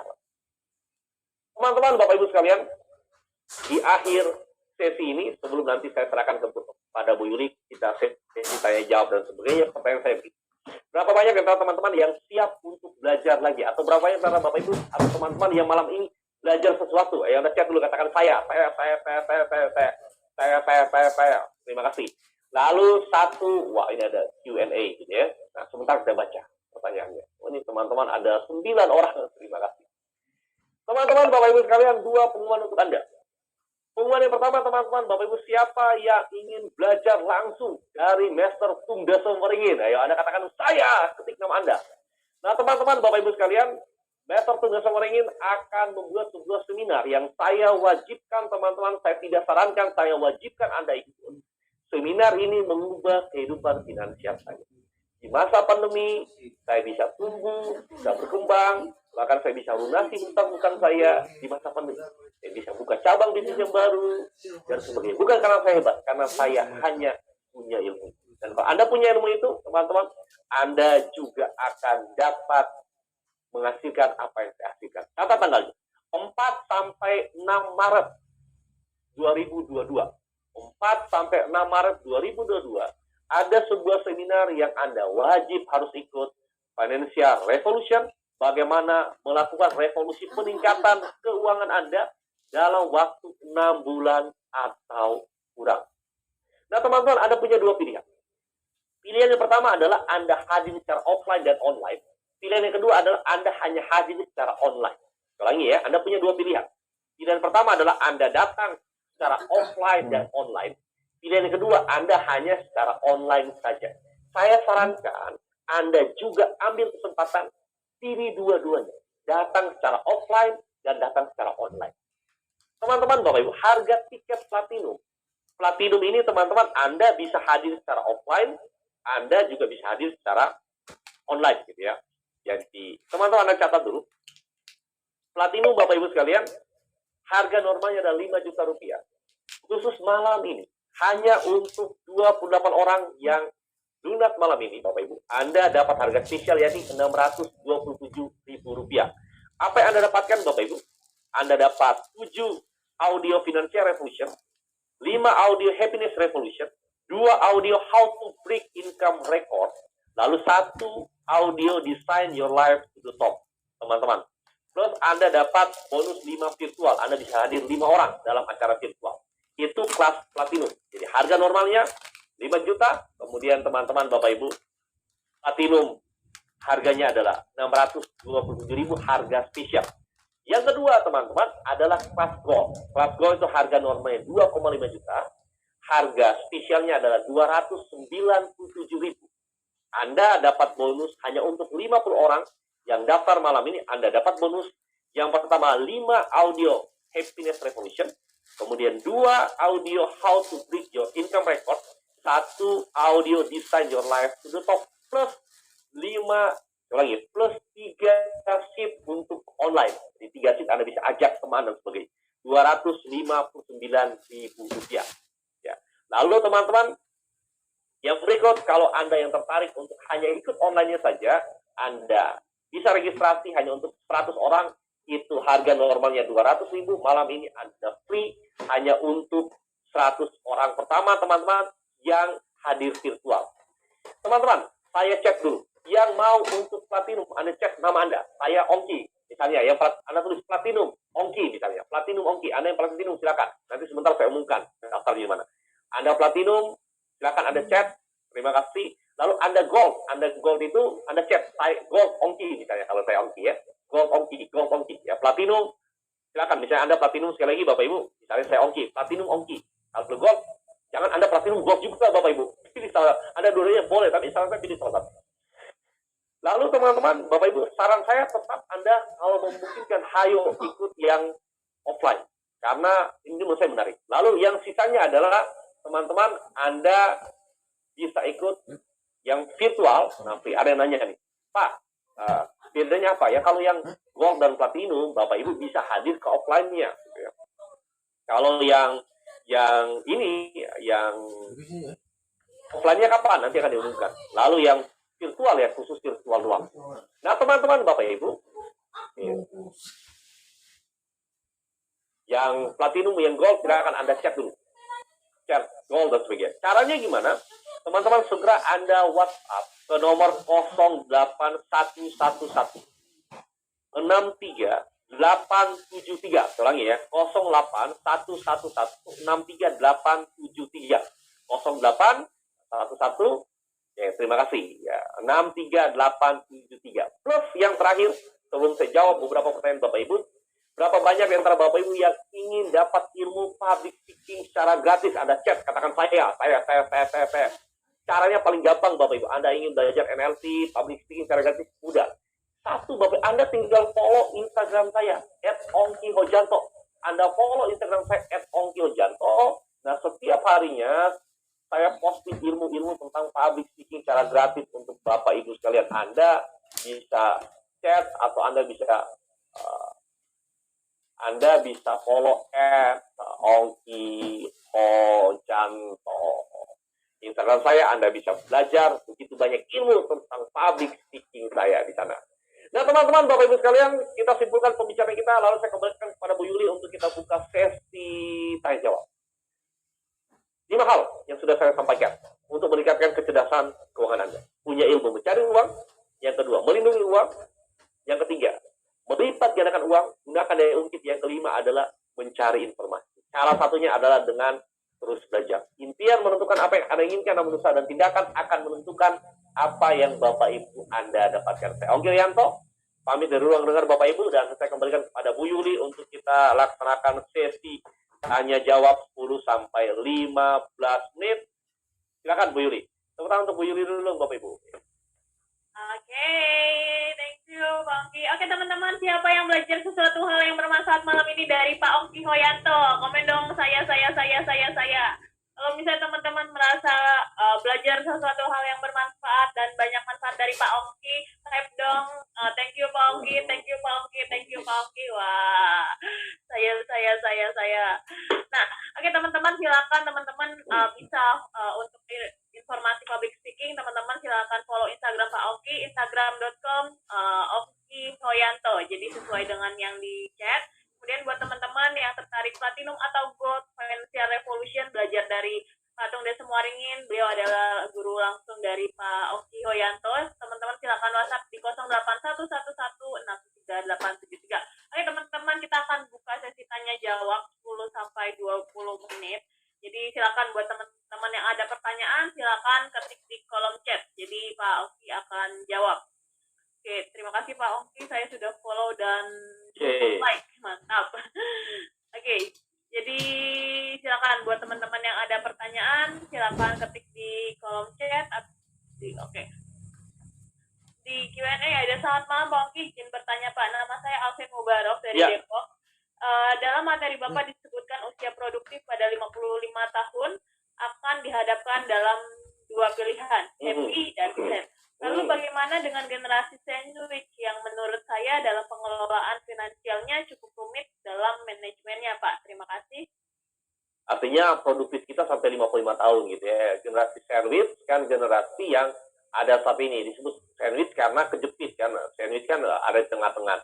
Jadi istilahnya generasi apapun, Anda generasi milenial, kemudian Anda ke Gen Y, Gen X dan sebagainya, usia produktif kita sampai 55 tahun. Kenapa diambil angka 55? Karena rata-rata kan pensiunnya 55 tahun. Artinya Anda dari 25 tahun sampai 55 tahun, 30 tahun ini kan kita bekerja. Nah, namun ketika kita bekerja, alokasi uang itu kemana? Sehingga puncaknya pada saat usia 55 tahun, maka akan punya dua pilihan kalau tidak bekerja lagi kan. Apakah tidak bekerja lagi, tapi tetap harus bekerja? Ulangi ya. Semestinya sudah tidak bekerja, tetapi harus bekerja karena kebutuhan finansial atau kebutuhan keuangan yang tidak mencukupi, sehingga harus mencari kerjaan tambahan di saat usia 55 tahun. Itu yang disebut dengan set ending atau happy ending. Artinya adalah, berapapun usia Anda yang Anda sudah start dan mulai mendapatkan uang, rata-rata dikatakan 25 tahun, estimasi kuliahnya mulai 20 masuk kuliah 17-18 tahun, kemudian tamat kuliah mungkin katakanlah 21-22 tahun, lalu 1-2-3 tahun cari kerja, diterima 24, kemudian masa probation 1 tahun, lalu 25 jadi karyawan tetap. 25 tahun inilah Anda starting untuk mulai produktif, mulai menghasilkan uang. Sampai usia 55 tahun. Rentang waktu 30 tahun ini, Anda kemanakan uang Anda. Sehingga kalau Anda tidak mengatur dengan baik, maka step ending. Anda mengatur dengan baik, maka happy ending. Itu poinnya. Bagaimana cara mengatur dengan baik? 5 tadi kecerdasan keuangan. Itu yuk. Terima kasih. Oke. Terima kasih Pak Ongki. Kemudian ada lagi pertanyaan dari Kak Miswanto. Sama Pak Ongki, terima kasih atas ilmunya. Bagaimana caranya memulai financial freedom, finansial untuk karyawan swasta yang masih banyak cicilan konsumtif? Terima kasih. Cara paling gampang adalah, teman-teman gini. Poin pertama adalah, di masa pandemi ini, maka Anda harus membesar pemasukan Anda. Kalau Anda tidak bisa perkecil pengeluaran Anda, gitu. Pilihannya kan cuma dua. Anda perkecil pengeluaran Anda dan perbesar pemasukan. Perkecil pengeluaran gimana? Contoh misalnya. Saya misalnya kan punya 3 orang anak. Lalu saya tanya ke mereka, mau partneran nggak? Partneran gimana? Gabung. Jadi kalau akhirnya yang tua sama yang bungsu gabung satu kamar. Jadi kita hemat 1 AC kan? Harusnya mereka pakai 3 AC, salah satu cara. Kemudian misalnya contoh, saya mendapati bahwa dispenser itu, tarikan listrik yang paling besar di rumah Anda cek sendiri, salah satunya dispenser. Lalu dispenser itu kan jarang Anda gunakan. Nah, kenapa saya harus pakai dispenser? Sementara saya ngopi itu pagi dan sore. Tidak 24 jam saya ngopi. Jadi yang terjadi dispenser itu kita matikan, kalau saya ngopi ya saya masak air panas. Jadi saya melakukan yang namanya memperkecil pengeluaran saya. Kemudian yang terjadi yang berikut, saya mati handphone saya, tagihan handphone. Dulu saya sering pakai pulsa, nah saat ini pakai data gitu. Pakai data, telepon pakai WhatsApp kan memungkinkan. Jaringan jauh lebih bagus. Itu salah satu cara memperkecil pengeluaran saya. Lalu kalau ibu sudah bisa perkecil pengeluaran ibu dan mentok, maka harus perbesar pemasukan. Cara perbesar pemasukan 3, Anda perhatikan, cara perbesar pemasukan 3. 1, jual keterampilan diri. Ya, hari ini kalau misalnya ibu bisa ngasih les apapun, bahasa Jepang, bahasa Inggris, bahasa Arab, dan sebagainya misalnya. Anda buka les-lesan. Les online seperti ini kan gampang. Misalnya Yuli nih ya, jago akuntansi misalnya ya. Misalnya contoh gitu ya. Anda ngajarin akuntansi, memungkinkan juga. Ngajarin pajak, memungkinkan juga. Kalau punya keterampilan di sana. Lalu yang kedua adalah, 1, jual keterampilan diri. 2 adalah jual produk ini. Dia kalau bisa masak, bisa bikin kue, bikin apapun selama 2 ini. Halal dan legal. Sama halal dan legal, ya. Jadi jual, 1, jual keterampilan diri. 2 adalah jual produk sendiri. Yang ketiga, cari komisi, Bapak Ibu. Anda cari komisi aja. Apakah jadi property agent, atau Anda jual di network marketing, multi level. Catatannya kan cuma 2. Legal dan halal. Agama mengizinkan, negara mengizinkan. Selesai urusan. Itu Juli jawaban saya. Jadi teman-teman, yuk, yang masih karyawan, tetap kecil pengeluaran, berbesar pemasukan, lalu fokus utama adalah menyelesaikan hutang-hutang Anda yang konsumtif tadi. Ya. Namun ingat, menyelesaikan masalah hutang jangan dengan hutang. Ya. Anda harus dengan fresh money. Selesaikan masalah hutang. Silakan, yuk, pertanyaan berikutnya. Oke, thank you Pak Ongki. Kemudian ada dari Kak William Christopher. Halo Pak Ongki, selamat malam Pak. Perkenalkan saya William Christopher Wijaya. Saya izin bertanya, jika Pak Ongki masih berumur 18 tahun, apa yang akan Pak Ongki lakukan saat ini, terutama pada saat pandemi ini? Terima kasih Pak Ongki atas sharingnya. Pastikan Christopher menjadi pembalap yang jago. Pembalap yang jago datang dari 2 faktor ini. 1 adalah punya pengetahuan, yang kedua punya pengalaman. Di usia Christopher adalah usia-usia Anda tambah pengetahuan Anda. Baca lebih banyak buku. Lalu yang kedua, praktekkan apa yang Anda baca sehingga Anda punya pengetahuan, Anda punya pengalaman. Anda menjadi pembalap yang jago. Anda menjadi pembalap yang jago, maka pintu-pintu atau para orang-orang yang sukses sangat ingin bekerja sama dengan Anda. Artinya motor-motor pabrikan tadi siap Anda tumpangi, siap Anda naik. Tapi kalau Anda tidak menjadi pembalap yang jago, ya jangan berharap Anda dilirik oleh siapa. Jadi harus menjadi pembalap yang jago. Salah satu adalah kemampuan Anda bicara. Teman-teman, Anda cari literatur. Warren Buffett tidak pernah mengajarkan Anda untuk investasi saham. Tapi dia ajarkan Anda harus belajar public speaking. Karena kalau Anda belajar public speaking, Anda bisa meningkatkan 50% value diri Anda. Jadi kalau Anda bisa ngomong dengan baik, terstruktur, dan menarik. Nah, seperti Bu Juli kan, saya kenal Bu Juli kan sangat lama. Dulu kan pemalu, dan sekarang hari ini kan ngomongnya juga sangat bagus. Jadi value dirinya makin meningkat. Gampang mempromosikan tentang diri Anda. Citra diri Anda juga naik di mata orang lain. Jadi, salah satunya Anda belajar public speaking. Ya, follow Instagram saya, begitu banyak artikel tentang public speaking, teman-teman bisa akses kan. Itu Yuli, jawabannya. Oke, thank you Pak Oki. Kemudian ada dari Kak Heri Janto, kalau mengembangkan bisnis, better buka cabang bisnis yang selama ini sudah jalan atau belajar dan buka bisnis di bidang lain? Oke. Saya lebih suka adalah melakukan apa yang kita kuasai. Karena kalau ibu atau teman-teman yang bisnis yang sudah Anda tekuni, berarti Anda sudah ada satu pengalaman, pengetahuan, dan biaya belajar. Bisnis baru selalu ada biaya belajarnya. Biaya belajar apa sih? Coba-coba. Antara realita dan ekspektasi kadang berbeda. Teman Anda bisnis, katakanlah teman Anda bisnis misalnya kuliner. Anda lihatnya bagus. Tapi ekspektasi Anda kalau ada buka bagus, realitanya belum tentu. Kenapa? Karena lokasinya berbeda, marketnya berbeda, tempatnya berbeda, dan sebagainya.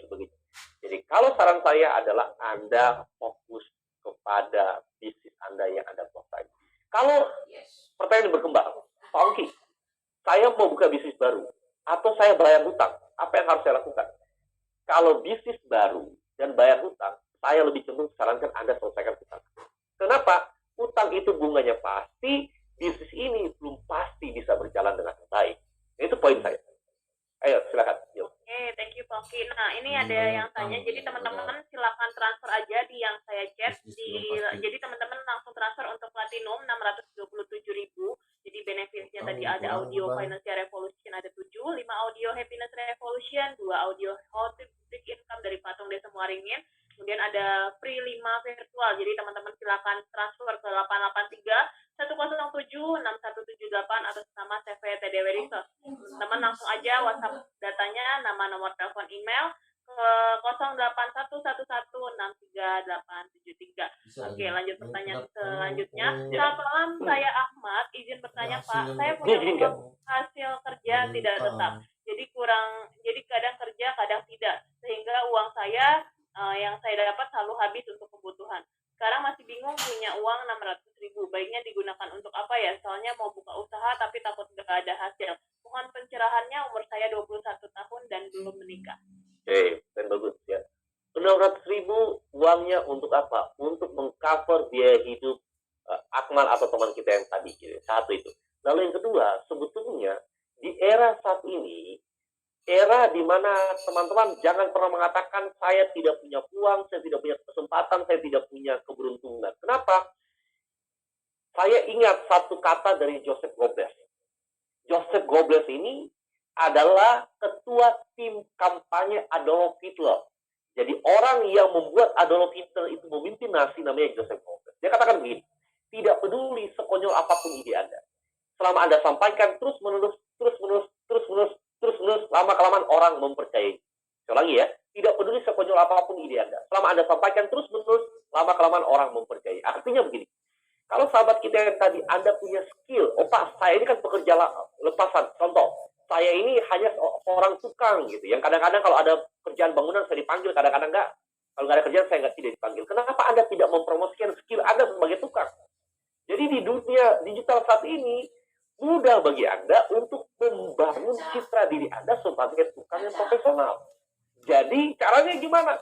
Ya ada, cari aja literatur, bukan literatur, Anda cari aja artikel-artikel tentang pertukangan. Anda ringkas, Anda posting sendiri, atau Anda buat video, Anda jelaskan secara sederhana dan seterusnya. Jadi tidak pernah kehilangan peluang selama teman-teman mempromosikan diri Anda terus-menerus. Jadi uang 600 salah satunya beli kuota, Bu Yuli, untuk posting shopping dan sebagainya. Ya, lanjut. Oke. Kemudian ada dari Kak Nur Sinta, Pak Ongki, saya Sinta 22 tahun, saya mau punya cita-cita bangun bisnis es krim khas Eropa karena di tempat saya belum ada hal tersebut. Tapi mungkin ada kendala besar di modal, saya bingung harus bagaimana, apakah saya harus bekerja sama dengan orang lain? Saya mohon sarannya Pak, makasih Pak. Ini pertanyaan bagus nih ya. Di tempat saya belum ada, bisa jadi dua. Belum ada karena belum ada yang terpikirkan, atau belum ada karena nggak ada demand-nya. Jadi saya selalu sarankan mulailah dari hal yang kecil. Jadi Sinta misalnya yang mulainya dari rumahan. Anda bikin es krim, kemudian Anda pasarkan lewat apa? Lewat digital marketing. Ya, Anda bisa belajar ke teman saya Pak Marcelino Kambing. Anda jualan lewat apa? Jualan lewat online. Lalu lihat responnya. Bekerja sama dengan seseorang, orang akan mau bekerja sama dengan Sinta apabila Sinta sudah punya track record. Jadi leveraging namanya. Contoh misalnya ya, Sinta omsetnya sudah mulai. Kemudian omsetnya adalah 50 juta.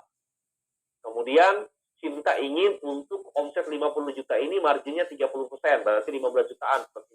Sinta ingin untuk memperbesar margin itu atau memperbesar omset dari 50 juta menjadi 100 juta contohnya. Berarti yang terjadi adalah butuh dana dari pihak yang lain. Tapi penawaran itu akan terjadi apabila ada catatan prestasi yang dibuat ya. Nah, saya butuh dana nih 200 atau 300 juta atau 100 juta untuk ekspansi bisnis. Kita bisa tawarkan ke orang lain. Namun kalau di situasi baru mulai, maka langkah pertama adalah pembuktian diri. Pembuktian bahwa bisnis ini bisa berhasil. Nah, caranya gimana? Nggak ada cara lain selain marketing. Nah, sehingga posisi kata patung dan sumbernya tes dan ukur. Maka kita harus tes.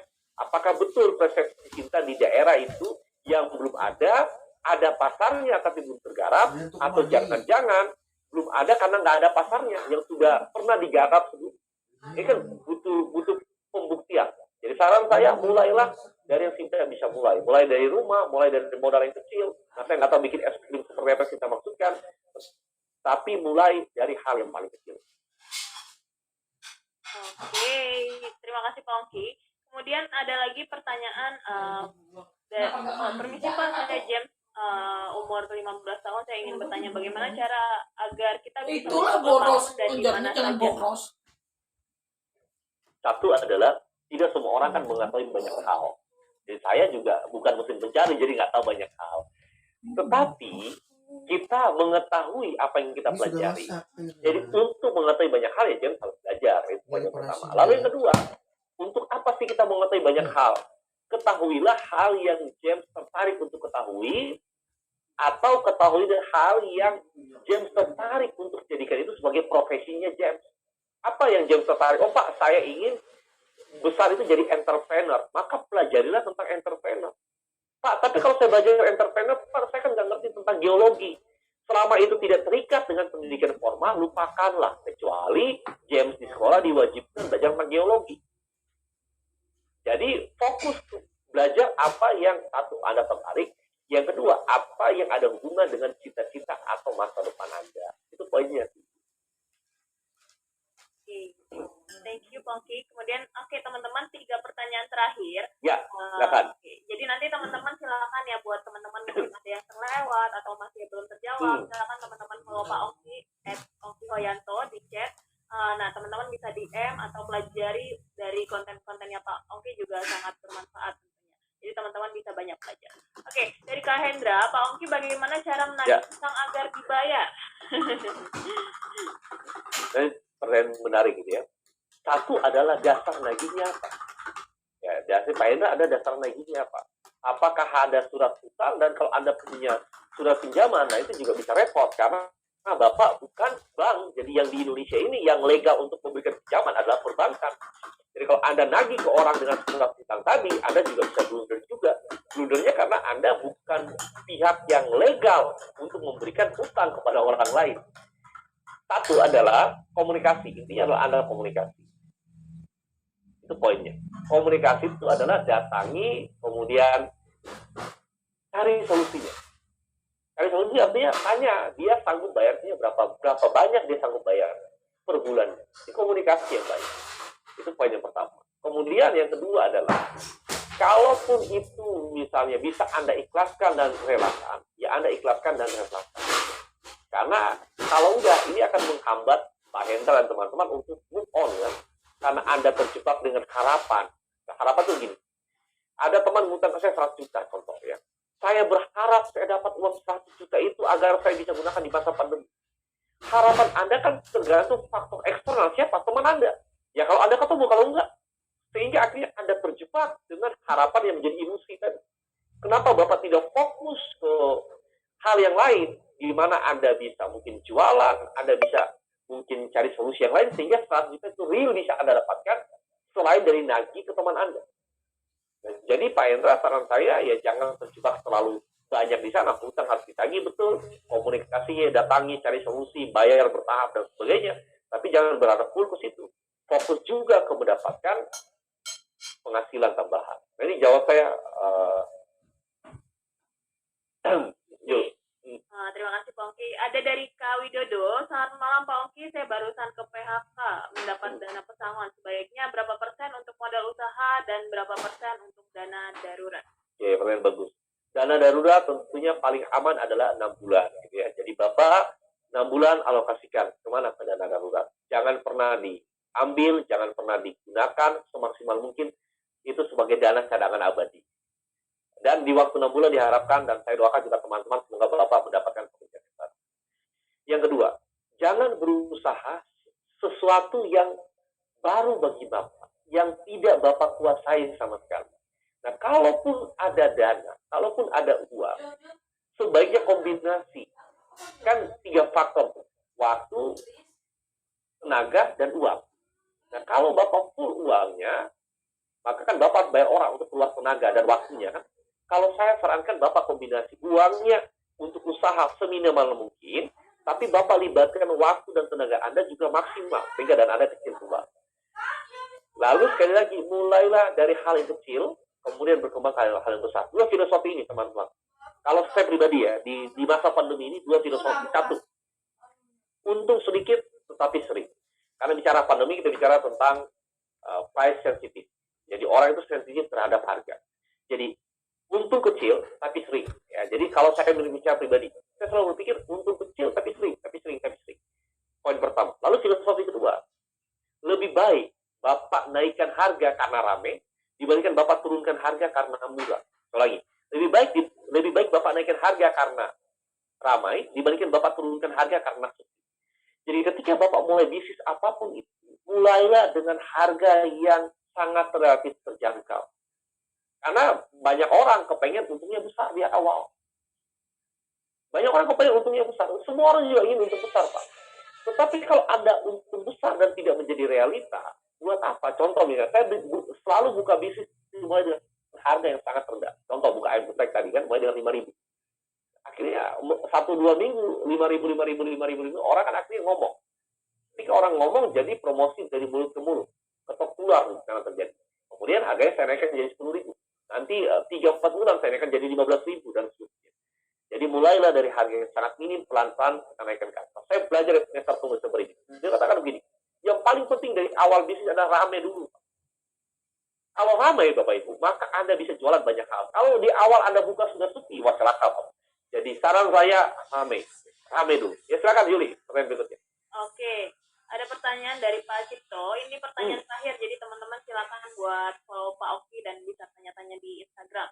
Oke, mau tanya Pak Oki, bagaimana cara supaya bisa bicara cepat sekali saat menyampaikan materi, tapi tidak sering selip lidah seperti Pak Oki? Oke.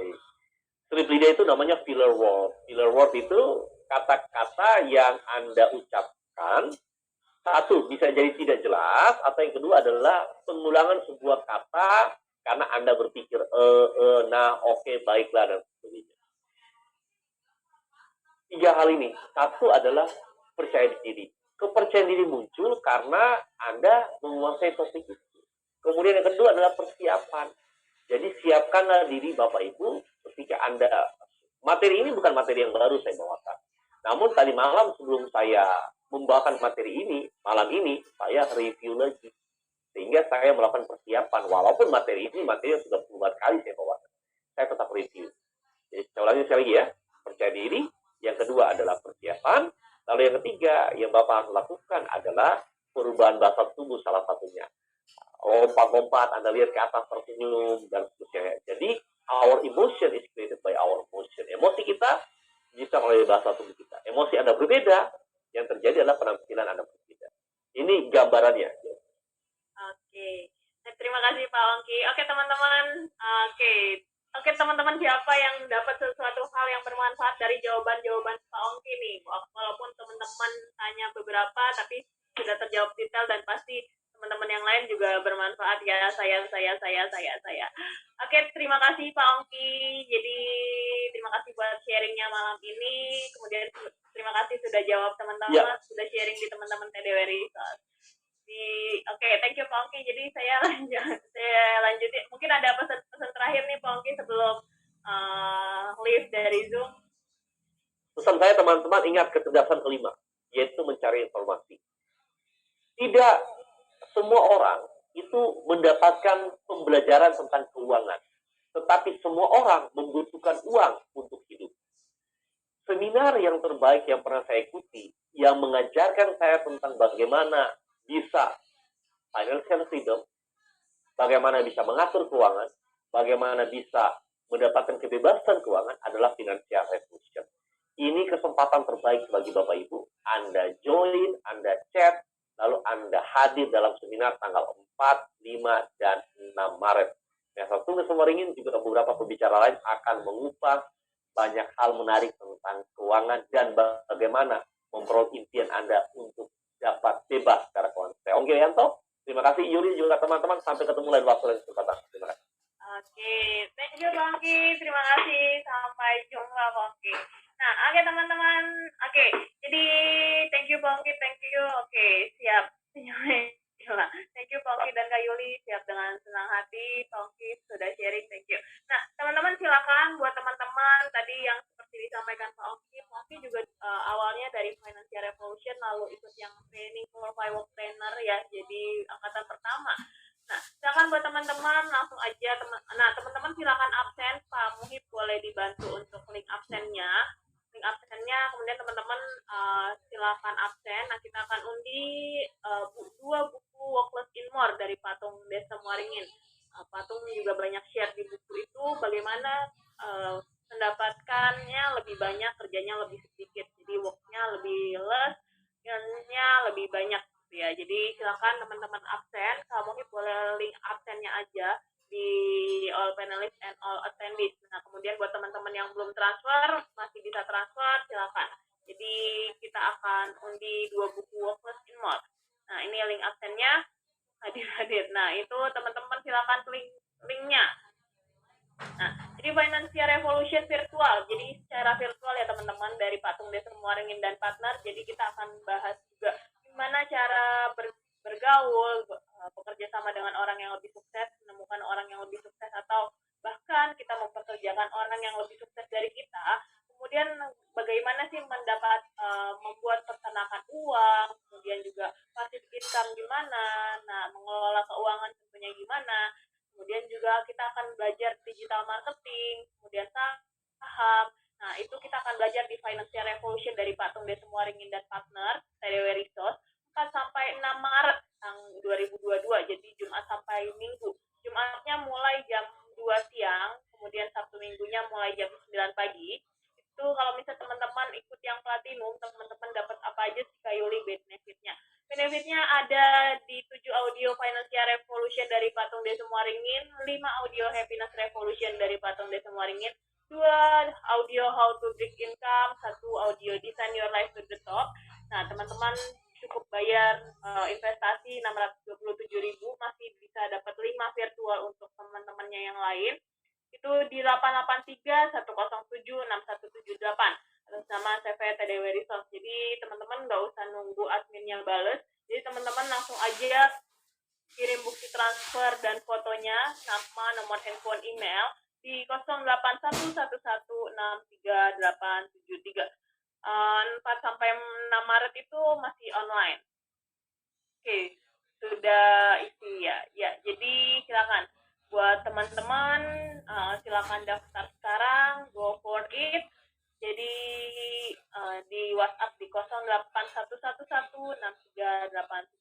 Kemudian kita akan undi 2 buku Walk in More dari Patung Desa Muaringin. Teman-teman silakan klik linknya di chat. Oke, Pak